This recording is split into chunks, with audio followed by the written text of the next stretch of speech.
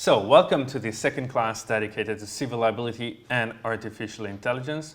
With this second class, we'll dive into the details of the current and emerging European regulatory framework. So, very much is happening in this domain, and it's fundamental for anyone interested in developing technologies or bringing them to the market to understand what regulatory framework you have to take into account and deal with. So,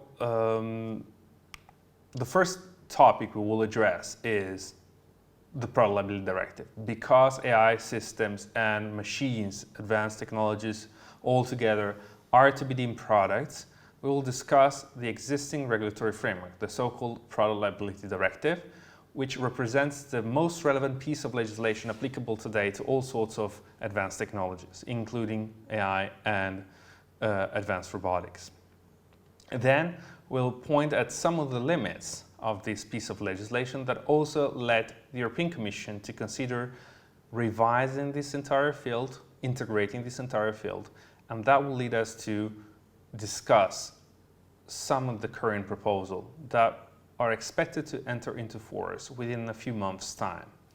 In particular, the reform of the Product Liability Directive and a dedicated piece of legislation, the AI Liability Directive. We will then conclude assessing more or less and mapping the potential risks for anybody interested in developing applications, using applications, or bringing products or applications that are based on AI and advanced technologies to the market that you will be facing if you take into account the existing and emerging regulatory framework. But let's start first with the Product Liability Directive. The Product Liability Directive is a very important piece of legislation that was enacted in 1985. The rationale behind it is that a producer shall be held responsible for all the damage caused by his products when they're brought to the market and they are deemed defective. The legal rationale behind it is the one whereby if you gain from undergoing a given activity, if you take advantage of a specific activity or practice or enterprise, you should also bear the economic negative consequences that are associated to it.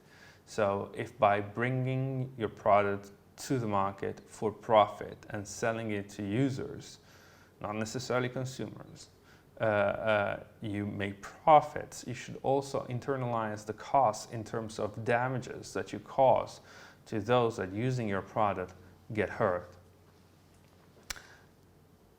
However, because we know that nonetheless, even with such a rule, some accidents will occur, the second element of this piece of legislation is that of favoring the victim, so helping the claimant obtain compensation. How so? By simplifying the liability rule. So by replacing the traditional fault-based liability rule with an objective standard of liability. So the claimant, the victim, will only have to demonstrate the existence of a damage, the existence of a defect in the good, and a causal nexus between that defect and the damage suffered. Once that is established, liability will follow without the need to establish the fault of the agent, in this case, the producer. So this is the reason why the Product Liability Directive is deemed an objective standard of liability. The rationale is to provide ex-ante incentives to manufacturers to make products safe, to invest in safety, because otherwise they are aware they will be sued and they'll be called in to compensate the damage that they give rise to, and at the same time ease the position of the victim in achieving compensation. But let's briefly go through this piece of legislation to kind of try and understand a little bit better what it actually says. So, Article 1 of the Product Liability Directive says the producer shall be liable for damage caused by defect in his product, which is the principle that I have just explained. And Article 2 clarifies that for the purpose of the directive, product means all movables, even though incorporate into another movable or into an immovable, including electricity. This article is very problematic in the sense that it's very broad and all-encompassing, and this gives rise to some concerns, but doubts or emerged in most jurisdictions whether software could be deemed a product, and this is of essential relevance for advanced technologies. And this is one of the aspects that the European Commission is currently trying to reform, but we'll get back to that. Producer is the manufacturer of the finished product or of any raw material or component, but it could be also, but also the supplier or the importer could be held responsible if the producer cannot be identified. The rationale is if you label something as your product, even if you bought components from somebody else, you'll be responsible as the producer of the final product, even of the malfunctioning and the defectiveness of the components that you have used in your final application that you sold on your market under your label, under your brand. Article 4 is the one that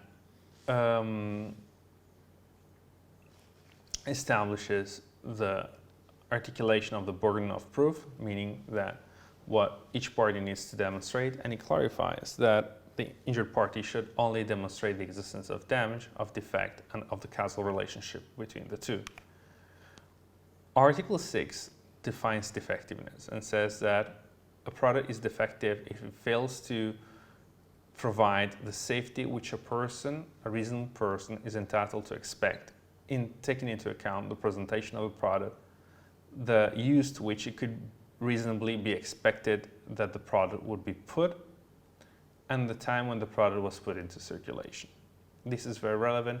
At times, even potential foreseeable misuses are taken into account, meaning the typical use of a chair is that of sitting onto it.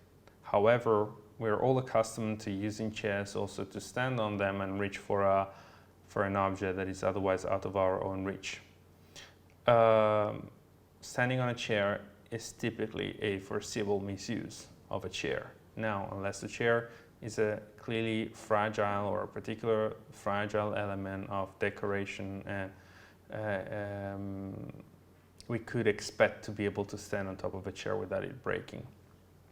And so the foreseeable misuse of standing onto the chair rather than sitting onto it should be anticipated by the manufacturer of the chair and taken into account in the design of its own chair to make it safe, even when somebody stands upon it. However, the producer is indeed objectively liable, but is granted some defenses. Now, we do not have time to go through all the defenses in details, but the most important defenses presented among those presented at Article 7 is the one presented at Article 7, letter D and E. The defense presented by Article 7, letter D can easily be misinterpreted and needs therefore to be clarified. The manufacturer can exclude his liability even if it's already established that the product is indeed defective and that it did cause the harm that the user suffered, so long as he can demonstrate that he designed or conceived his product that way to comply with mandatory existing legislation. This does not mean that the product was certified as safe. It's an entirely different thing. This would be the case where, for instance, you as a manufacturer are required to use a specific product, component, chemical, because the law requires you to use that one component, product, or chemical and not something else. And later on, it is found that it is indeed that component or chemical that causes the product to be dangerous and therefore defective. Letter E, instead, is the so-called development risk defense, which is even more relevant. The development risk defense excludes the liability of the manufacturer so long as you can demonstrate that the state of scientific and technological knowledge would not have allowed you to develop your system otherwise in a more safe way. What does that mean? Because technological development occurs all the time, it is certain that after some years, something that would have been deemed safe can no longer be considered safe because, or as safe because technology evolved and improved. So for instance, a car from 20 years ago would probably no longer be considered as safe as a more modern model because technology simply evolved, and braking system, steering system, and sorts of safeties are now embedded that 20 or 30 years ago would not be conceivable. But for that very reason, you cannot consider a car that was designed and developed 30 years ago as defective for the sole reason that current cars are safer than that one. If you think well this norm through, it's as if Article 7 letter E was introducing back into the system an element of negligence or fault, meaning that the manufacturer will not be held responsible if he cannot be held at fault for the way he designed the system, because there was no way he could have done any better than he did. So it's somewhat like the system reintroduced a standard of negligence within a liability rule that should theoretically be objective, and in fact some lawyers deem this system as a semi-objective form of liability, but that exceeds the purposes of the current analysis. Now, the fundamental question is, does this piece of legislation work? Is it fit for purpose? What emerged in a study that was conducted by the European Commission, taking into account 25 member states in a period of time that goes between 2000 and 2016, is that indeed quite a limited number of claims were brought and successfully litigated based on these norms. If you consider, they found altogether 547 cases. If you consider 25 member states and a 16-year period of time, 547 cases are a very little number. Imagine that the Corte di Cassazione, which is the highest court in Italy, the third level of jurisdiction, will decide something like 30,000 cases in civil law matters per year. So a ridiculous amount. So 547 cases is a very limited number of cases litigated applying those sets of norms. And the vast majority had to do with raw materials, which are typically not too sophisticated and technologically complex, pharmaceutical products, which are instead quite complex in a technological perspective, but which give rise to very relevant concerns, because when there is a problem with a pharmaceutical product, it impinges upon the bodily integrity, health, or life of an individual, and therefore triggers emotional reactions as well as gives rise to really relevant in an economic perspective, damages, and therefore provides very strong incentives to suing the manufacturer who is potentially responsible for such harm. All other cases are very limited.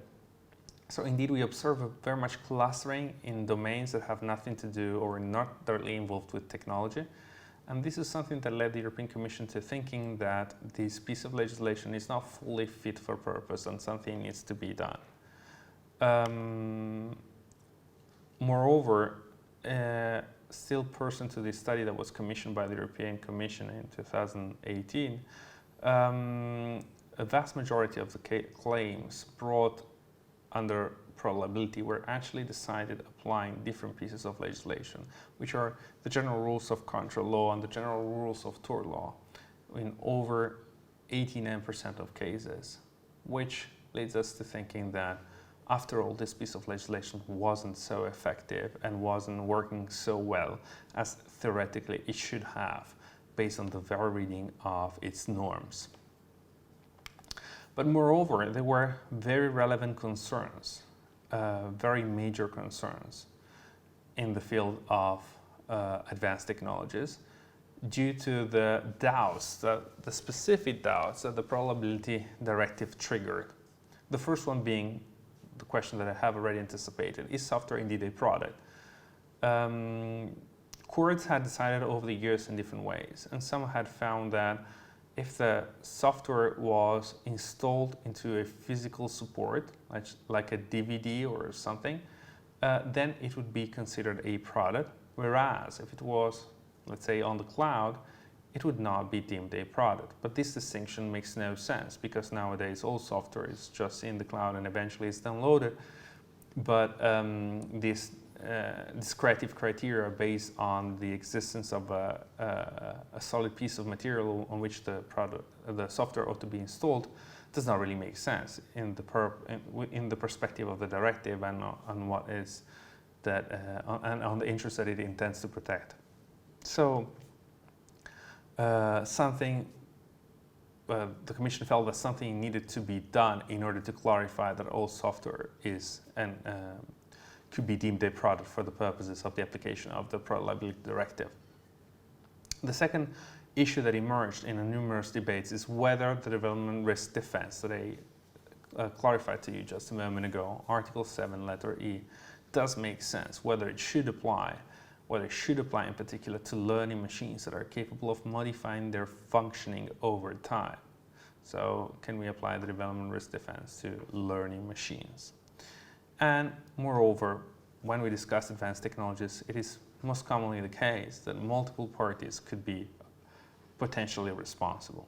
So let's provide an example. If we take into account the scenario of the use of a driverless car, we can easily expect there to be, well, let's say the basic crash of two vehicles, one against the other. For each vehicle, we'll have a driver who could be potentially responsible. Because vehicles will not be fully autonomous for a very long period of time. So a partially autonomous vehicle will still have a driver who might be responsible, pursuant to traditional rules. We will have the owner of the vehicle that will be responsible, pursuant to traditional rules in most jurisdictions that do hold the owner of the vehicle responsible, irrespective of the fact that he's driving or not. Then we'll have the product liability rules that will apply to the manufacturer of the vehicle, because we consider a fully autonomous or partially autonomous vehicle, the vehicle itself will drive under certain conditions, and therefore the producer might be held responsible for that crash. And then we'll have the infrastructure manager, so smart vehicles will be connected to the infrastructure, and so there will be somebody managing the infrastructure, and then there will be somebody that is responsible for the connection. So for each one of the vehicles, we'll have 5 potentially responsible parties for that one accident, and understanding which one among those 5 persons actually did cause the relevant element that led to the accident in the ultimate place might not be obvious. You might argue that the accident was caused by a malfunctioning in the connection between the vehicle and the smart road. You might deem that it was a mistake of the smart road that provided the vehicle with the wrong piece of information, like the red light being green instead of red. Or you might deem that the accident was due to the erratic behavior of the human driver, if the human driver was driving, or of the system, if the system was driving, or even of the human being deciding to leave the driving function to the vehicle under conditions where it would have been advisable for the human being to maintain control over the vehicle himself, for instance due to excessive traffic conditions, or the other way around. You might hold the vehicle responsible because it prompted the human being to resume control when it was too late, and the human being could not reasonably be expected to be capable of intervening sufficiently well. So it is indeed a problem apportioning liability between all these multiple potential parties, and that could cause really relevant and really expensive litigation for even the simplest of accidents. So the European Commission identified a number of concerns, a number of risks, which I like. This is my personal categorization to summarize as follows. And actually, in this, I also deviate from some of the concerns the European Commission has identified. The first concern that I have identified is of a methodological nature. If you regulate, and this is indeed one of my greatest criticisms to the emerging regulatory framework, AI is currently being regulated as if it was one single thing, but there are many different forms of artificial intelligence systems that are extremely diverse one from the other. So methodologically, having a horizontal approach to regulation in the attempt of simplifying the system will give rise to relevant concern, and we'll get back to that in a moment. At the same time, what I have just described, the complexity of apportionment, there are accidents that could theoretically be caused by a multiplicity of different factors, and tracking down in each one of them and understanding which one of the factors is the one that led to the accident and caused harm is anything but obvious, and it could be extremely expensive. And this leads us to the third element of criticality, which is a high cost of litigation and the informational asymmetry between the parties. So any reform should be addressing at least these 3 points directly. With respect to the latter, I really want to stress, in the perspective of manufacturers and those developing technology, that if litigation is very expensive, and if there is a lot of informational asymmetry between the producer and the user feels that should something go wrong, he will not be able to recover damages from the producer, that will create a very strong negative incentive towards the uptake of the technology. With a colleague of mine, we wrote an article where we have applying this reasoning to driverless vehicles, and we have demonstrated that if we leave things as they are as of today, there will be a very strong negative incentive for people to purchase autonomous vehicles, or increasingly autonomous vehicles, even if not fully autonomous vehicles, over traditional ones, because they'll be facing much more liability than if they were purchasing a traditional vehicle. And therefore, it will make sense for a human being to purchase an autonomous vehicle or an increasingly autonomous vehicle only at the moment when that vehicle largely exceeds the capacities of a normal human driver to perform on public road and driving in public roads. And this will delay innovation radically. So liability rules have a direct impact on the speed at which innovation can penetrate the market. So what are the regulatory efforts emerging at European level? There are at least 3 pieces of legislation that need to be taken into account. The so-called AI Act, the reform of the Product Liability Directive, and the AI Liability Directive. The AI Act is supposed to be a very broad piece of legislation that applies across the entire spectrum of AI products, AI systems. The other 2 pieces of legislation are entirely dedicated to liability, to civil liability. But what is the European Union trying to do? The European Union is trying to pursue the so-called Brussels effect. What is the Brussels effect? Well, the Brussels effect is the capacity of the European Union to influence all other countries, all other markets beyond its own borders by providing regulation, by providing legislation that all companies, all business players interested in doing business within Europe and with European citizens will have to abide by, thence forcing them to comply with fundamental principles of EU legislation. This has already been observed with the GDPR, the General Data Privacy Regulation. The GDPR is a very famous piece of legislation that, despite being a European piece of legislation, is capable of influencing companies beyond European borders, and has become the benchmark that other countries that are non-European countries have adopted or are considering adopting in order to avoid the complexity of multiple and double standards. So the Brussels effect could, in fact, allow the European Union, if it were indeed, as it is today, the first one attempting to regulate artificial intelligence, to set the benchmark for the regulation of AI and influence the functioning of other legal systems and other markets. So with respect to civil liability, which is a subsection of the whole regulation of artificial intelligence. What do the current proposal bring about? What are the principles that they are trying to put forth?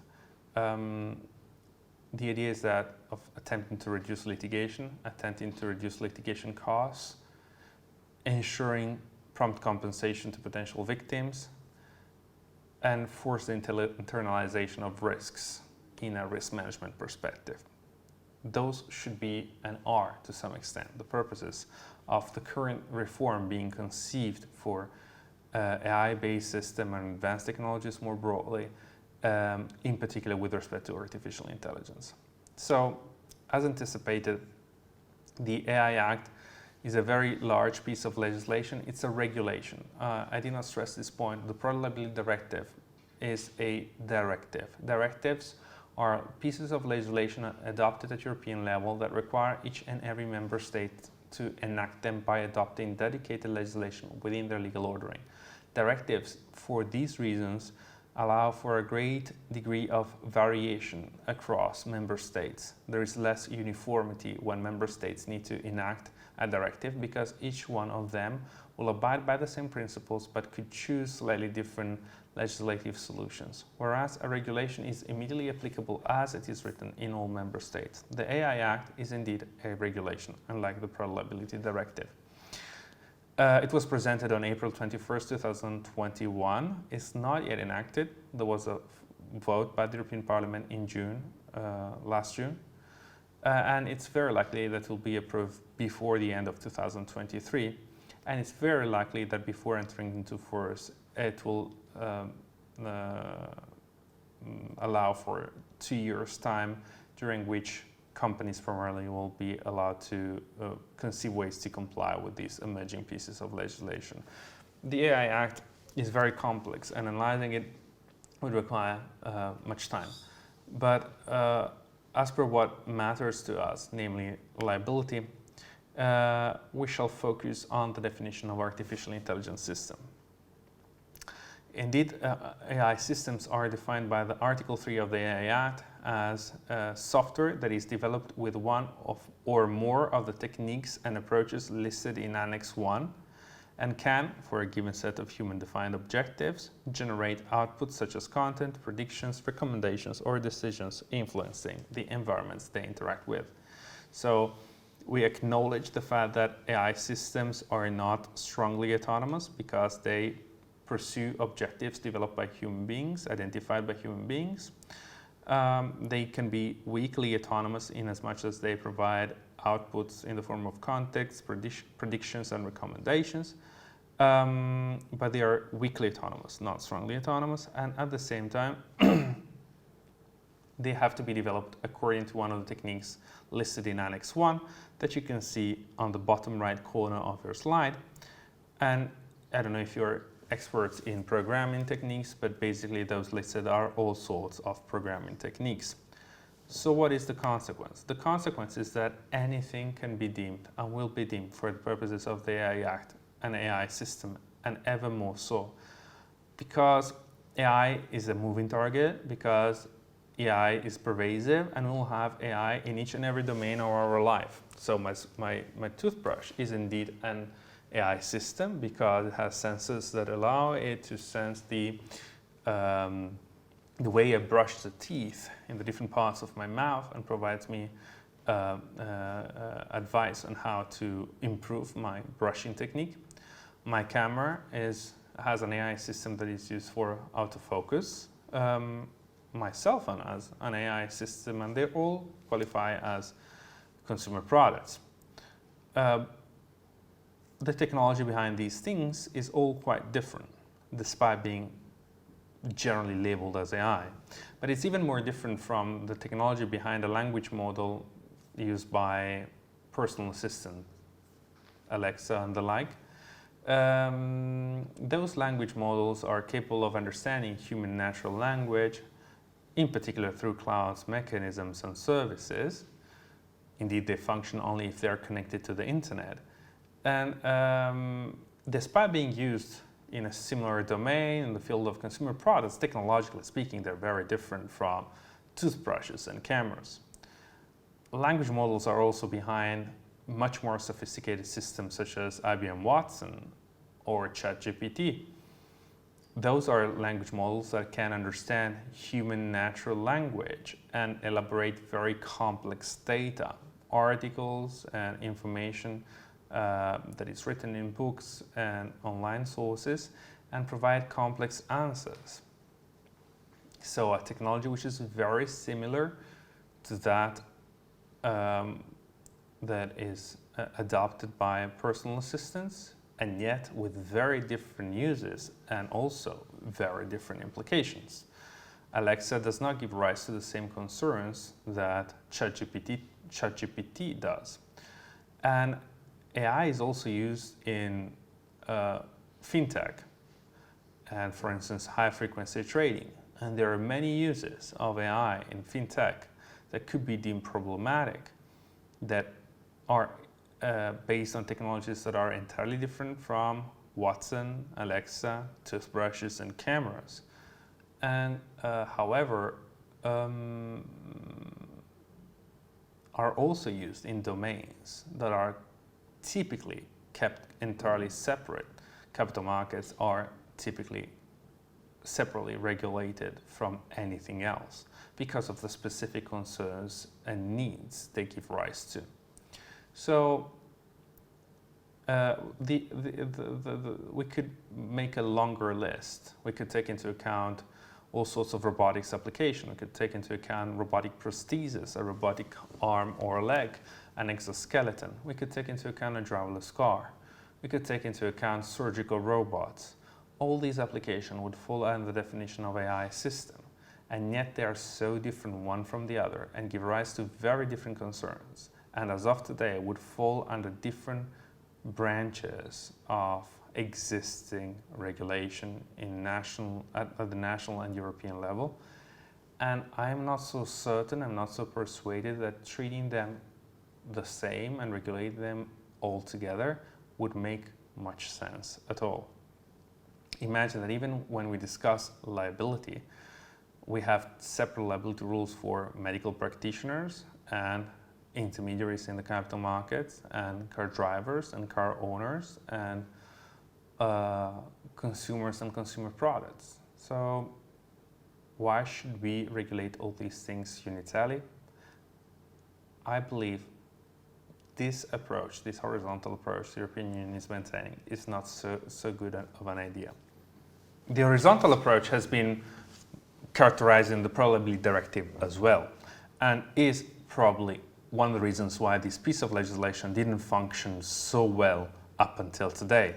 The reason why so few cases were litigated by applying this piece of dedicated legislation, and few cases clustered in very specific domains with potentially very high interests at stake, which will not be the case for the most part with advanced technologies and AI-based system altogether. But the Liability Directive is one of the pieces of legislation that the current Commission is trying to reform to adapt it to the challenges brought about by artificial intelligence. And the first aspect, we said it already a couple of times. The definition of product will be expanded so as to clearly include also software and therefore artificial intelligence, but not just that. Many other things, potentially even blockchain, could fall under the notion of products for the sake of the Probability Directive. This will be a huge change in the current regulatory framework, something that anyone interested in developing or applying or using these technologies will have to take into account necessarily. So the second aspect is that the effectiveness of the product will be derived also from the lack of updates that should and could have been developed by the manufacturer, so that are under the manufacturer's control, as well as depending on the failure to provide and to address potential cybersecurity vulnerabilities in the system. But it is also clearly stated that the effectiveness may depend on foreseeable misuse, what was up until today debated by courts, getting to different conclusions in different member states in different moments in time. So the chair that I stand upon that breaks, that would be the foreseeable misuse example. And also, it introduces liability for those cases where the product will be refurbished and placed back onto the market, and also when it will develop over time and improve over time and learn over time. Damages will also include harm to psychological health and loss or corruption of data. The first one in particular was already, as of today, acknowledged by many courts across Europe, but now it will be clearly regulated in this sense. But what is most interesting is the emerging proposal for an AI liability directive. So a piece of legislation, again, a directive, so a piece of legislation that will have to be implemented at national level through the adoption of different pieces of legislation at national level that is entirely dedicated to artificial intelligence. Well, this piece of legislation, the AI liability directive, is intended to apply only to high-risk system, which is systems that are considered to be high risk for the purposes of the AI Act. So here there is a coordination and coherence with the AI Act. And the systems that are considered to be high risk for the AI Act are those referred to by Article 3 and in particular, Article 6 and Annex 3 of the AI Act. And they are typically AI systems that are to be used as a safety component of a product, or AI systems that are supposed to undergo a third-party conformity assessment in the perspective of putting them onto the market pursuant to one of the fields that are currently regulated by the product safety regulation, and all the AI systems that are listed in Annex 3 that have to do with the most diverse fields, including the medical field, for instance. So AI-based system to be used in the medical practice and in curing individuals. But you can read through the list in Annex 3 and you will see that very many applications will be deemed high risk for the purposes of the AI Act. Thence, only those applications that are deemed to be high risk for the purposes of the AI Act will also be regulated by the AI Liability Directive. So the main aspect the AI Liability Directive attempts to regulate is that of evidence. So what the party needs to show in order to obtain compensation from the potential responsible party, which is the producer, the deployer of the AI system, or anyone that uses it to provide some services, or uses it even for personal reasons. So it does not really interfere with substantive rules. It is intended to work on top of national legislation by interfering with the evidentiary rules of each and every member state legal system.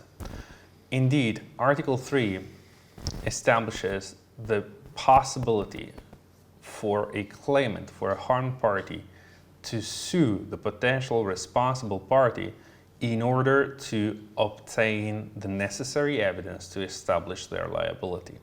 This is what I like to call meta-litigation, like litigation in order to be able to litigate. And this is very complex litigation, potentially extremely expensive and highly problematic. What does the law say? The law says that if you think you were harmed by a high-risk system and you cannot have access to the data and information necessary to establish the liability of the person that offered you the service that is based on the AI system, you might ask the judge for an order that obliges that person, that company, that service provider, to provide you with the necessary piece of evidence. So theoretically speaking, if you want to sue somebody in court and you need to establish their liability, you need to establish the effectiveness of the product, you need to establish the existence of a fault, and you do not have access to the relevant information, you should first try and ask your potential counterparty to offer you that piece of information. And I do not expect many potential counterparties, many potential responsible parties to be willing to comply with such a request. And eventually, if you were refused by your counterparty that piece of information, you could then sue that party in court, not to claim the compensation of your damages, but to request access to the relevant piece of information that you will then need to establish their liability. So we'll have to sue in order to be able to then sue and ask for damage compensation. And what are the conditions that are laid out by Article 3? There is the so-called fumus boni iuris, so a prima facie element that leads the judge to believe that your claim for damages is sound and reasonable. And also, however, the judge will have to take into account the potential consequences of forcing your counterparty to disclose that piece of information, in particular with respect to potential costs and risks of revealing IP protected information and overall costs for the corporation that you are acting against. So the judge will have to weigh and balance the opposing interests of the parties, decide whether the interest of the claimant prevails over the interests of the defendant not to reveal that information. And if he so decides, the judge, that claimant deserves to receive the information, he will issue an order condemning the defendant to reveal the information that the claimant will then be able to use in order to sue and claim compensation of the damage suffered. This is a really complex mechanism. We saw at the very beginning that one of the reasons why we want to reform this piece of legislation is to simplify the current regulatory framework. It is clear that such a norm will make the current regulatory framework even more complex than it actually is. Moreover, one could ask whether the European Commission has ever heard of the so-called information overload. Information overload is a phenomenon that is well studied in the literature, in particular also law and economics literature, and says that if you want to hide some relevant information, you can hide it in plain sight by providing the person that you are providing that information to with an excessive amount of information, making it extremely hard for the persons to isolate and identify the portion of information that is actually relevant for him. And that is the case when you have to sign a banking contract. If you have to sign a banking contract, you'll be overloaded with an amount of information that doesn't really allow you to go through the entire contract and understand all the essential elements of that agreement. So, and moreover, not very often people do have the time and competence to understand the complexity of a certain piece of information. So this is the general principle, but let's try.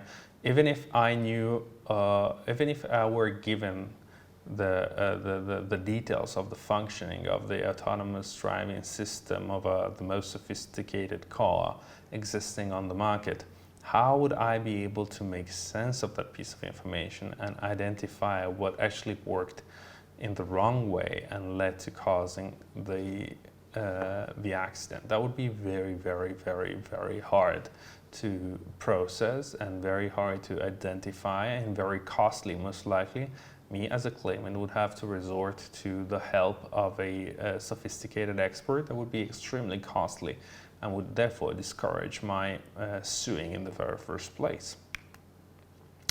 But even more problematic is Article 4 of the proposed AI Liability Directive, whereby it says that causation is presumed if fault is established.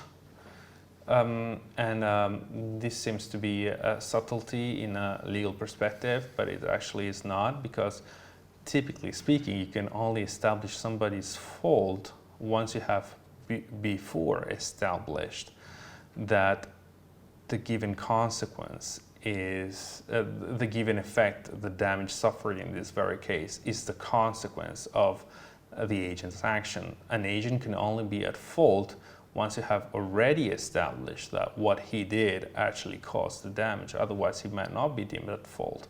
But here the European Commission is like saying that causation is presumed if fault is established, meaning that fault has to be understood as something actually quite objective and basically understood as the failure to comply with a very general duty of care or a very general standard of conduct. But this creates a lot of uncertainty within the system about what actually is the grounds liability and what is the true standard of liability that is applicable as a consequence of the enactment of this piece of legislation. So what other concerns seem to be emerging if we take into account the Product Liability Directive and the AI Liability Directive together, the Product Liability Directive in its proposed reform as well as in its original formulation?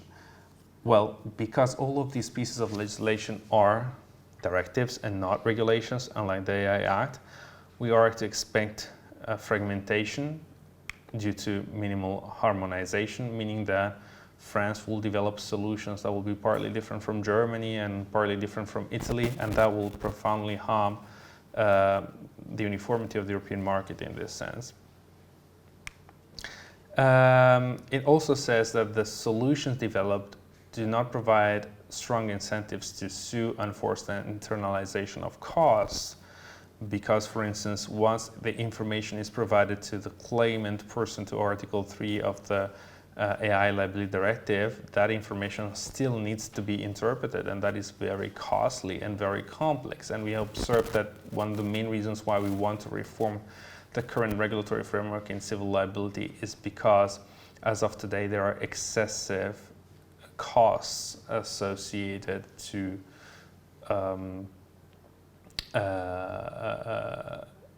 that depend on the application of existing pieces of legislation, in particular the Product Liability Directive. So today it's already very hard for a claimant to sue the producer of a technologically advanced system based on existing regulation. Thanks to the current reform, it will possibly be even harder.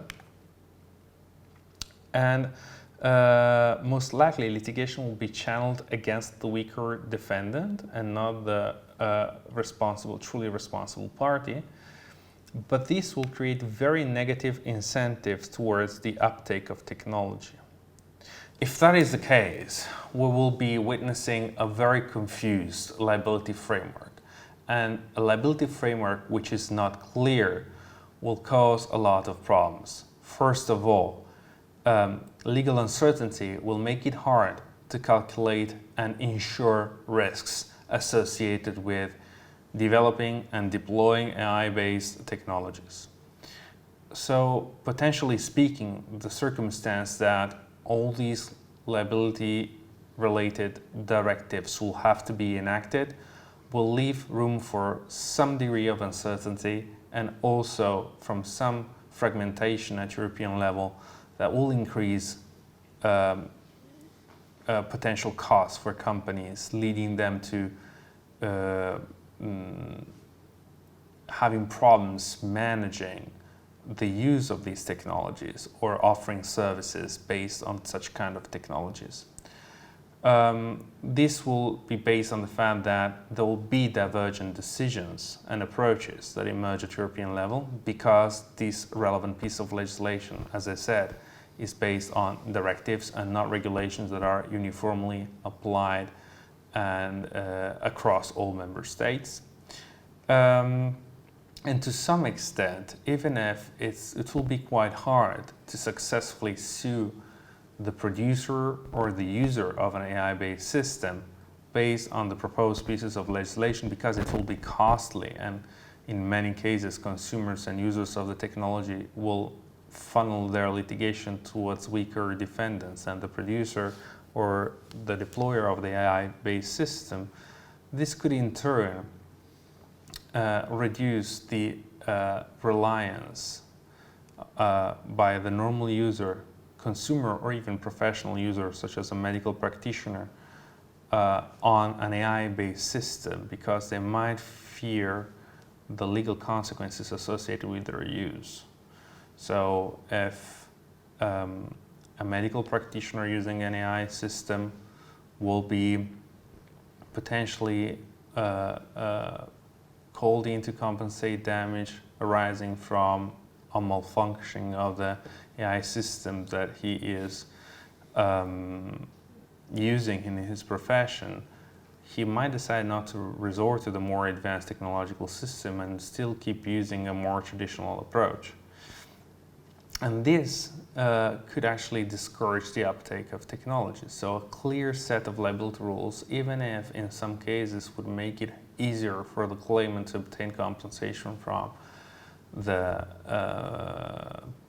producer, deployer, operator of the AI-based system, would actually favor those businesses that are trying to bring those technologies to the market, because it would increase the perceived safety and reliance of the human user on those very technologies as well.